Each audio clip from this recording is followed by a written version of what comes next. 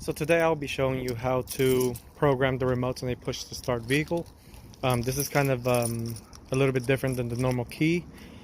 You have to cycle the push button about 14 times, on off, and then leave it on the on position. There's also, I'm going to show you another way that's a lot quicker, because you have to do this within 10 seconds. So if you have one of these push start keys or proximity sensor keys, this is the process you have to follow. Let's get to it.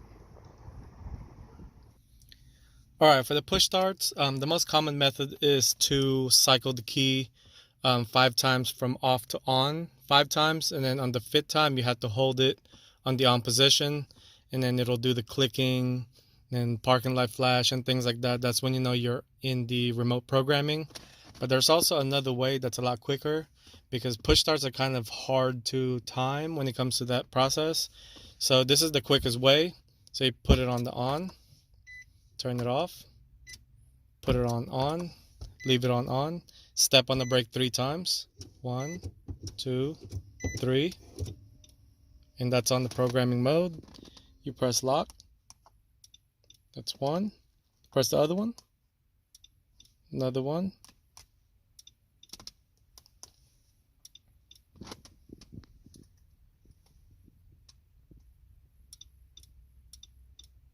and you might be wondering why I did it 4 times. The unit has 4 slots for 4 remotes.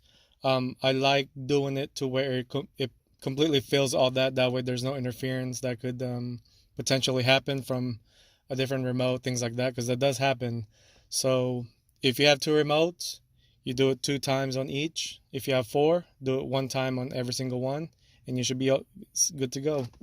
And turn it back off. And that's pretty much it. So everything works. Remote start.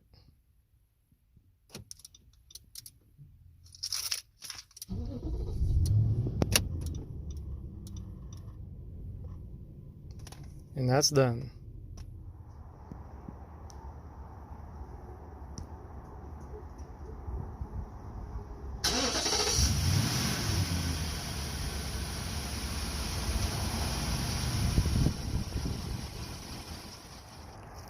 For this one, I will be showing you how to program the remotes, Compustar remotes, if you have a traditional key. It's a little bit different than the push start, but ultimately the same concept. So let's go ahead right to it. When it comes to programming the remotes, if you have a key style, you have to cycle the key off and on 5 times, and on the 5th time you have to leave it on the on position. That'll enter the programming mode. So you'll go from off, 1, 2, 3, 4. You'll hear a click. Press the lock button. 1 click.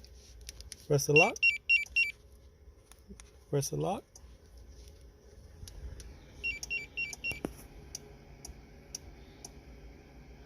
And I don't know if you noticed, I did 1, 2, 1, 2. Basically, there's 4 slots for programming a remote on the unit. I like to fill it in. That way there's no risk of interference from another remote, which actually does happen. I've seen it before. But this just is how I do it. If you don't want to do it that way, more power to you. But other than that, the remotes are pretty much programmed.